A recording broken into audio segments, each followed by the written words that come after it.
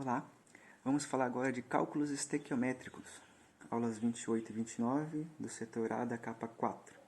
No caderno de exercício será o capítulo 20, a tarefa mínima. Então, o que é essa estequiometria?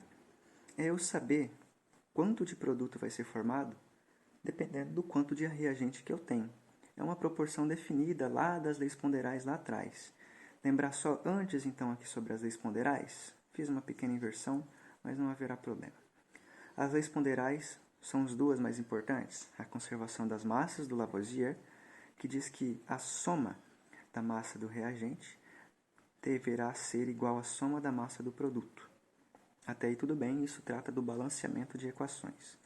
O que nos interessa de uma maneira mais específica aqui é a proporção definida, que vem do Proust, que diz, o aumento ou a diminuição provocada no reagente de uma reação química será igualmente alterada no produto e vice-versa.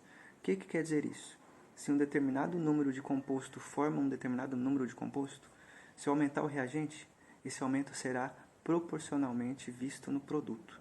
Então eu tenho aqui um exemplo bem comum da produção da amônia. Então a primeira coisa que você precisa fazer é dar uma boa analisada nos compostos que estão envolvidos e fazer uma relação que a gente pode interpretar de uma forma. Eu tenho 3 grandezas para eu referenciar, mas vamos por parte. Aqui nós temos o gás nitrogênio, o gás hidrogênio e formando amônia no estado gasoso. Agora perceba que a tal proporção definida é 1 com 3 formando 2. Então qual é a interpretação disso?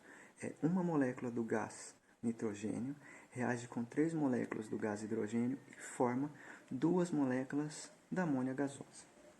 Então, qual é a referência ou quais são as referências que eu posso tirar disso? São 3. São número de mol, massa e volume na CNTP, que é condições normais de temperatura e pressão.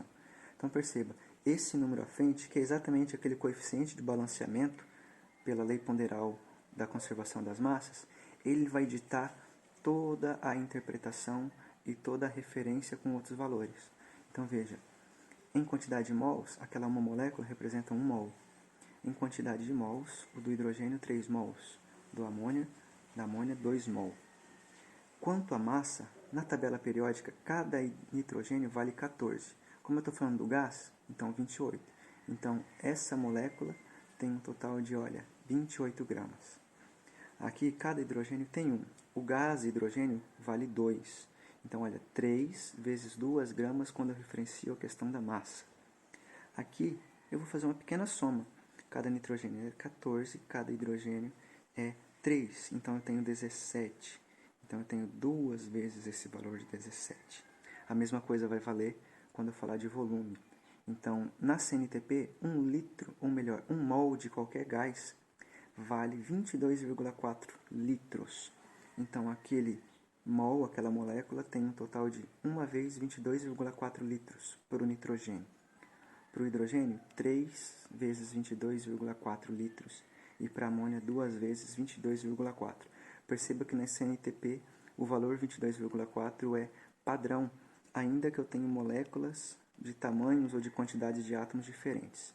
Então, somente eu preciso considerar a variação de tamanho ou de elementos presentes quando eu falar de massa, porque o restante eu vou sempre me basear lá nos coeficientes que vão à frente, que provocam o balanceamento da equação. Resolva as atividades da bienal, da capa 4, os cadernos do exercício, tira foto e me manda para a gente fazer a correção e registrar a tarefa.